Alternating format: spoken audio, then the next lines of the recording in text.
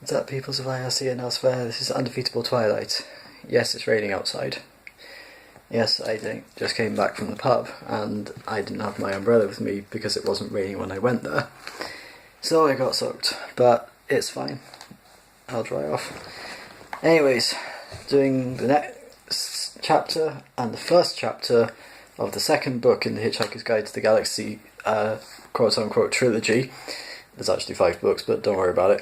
The Restaurant at the End of the Universe, so here we go.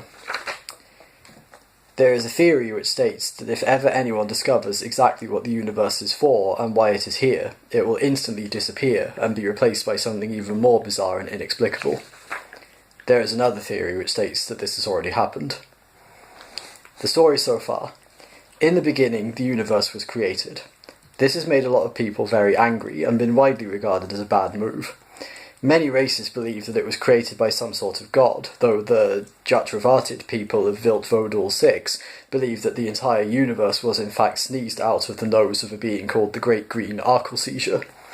The Jatravartids, who live in perpetual fear of the time they call the coming of the Great White Handkerchief, are small blue creatures with more than 50 arms each, who are therefore unique in being the only race in history to have invented the aerosol deodorant before the wheel.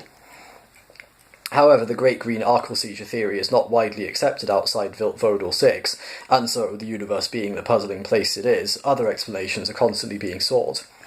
For instance, a race of hyper-intelligent pan-dimensional beings once built themselves a gigantic supercomputer called Deep Thought to calculate once and for all the answer to the ultimate question of life, the universe, and everything. For 7.5 million years, Deep Thought computed and calculated, and in the end announced that the answer was in fact 42, and so another even bigger computer had to be built to find out what the actual question was. And this computer, which was called the Earth, was so large that it was frequently mistaken for a planet, especially by the strange ape-like beings who roamed its surface, totally unaware that they were simply part of a gigantic computer program. And this is very odd, because without that fairly simple and obvious piece of knowledge, nothing that ever happened on the Earth could possibly make the slightest bit of sense.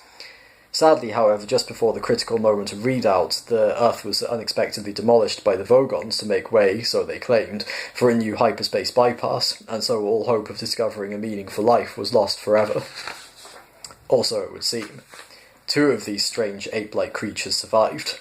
Arthur Dent escaped at the very last moment because an old friend of his, Ford Prefect, suddenly turned out to be from a small planet somewhere in the vicinity of Betelgeuse, and not from Guildford as he had hitherto claimed, and, more to the point, he knew how to hitch rides on flying saucers.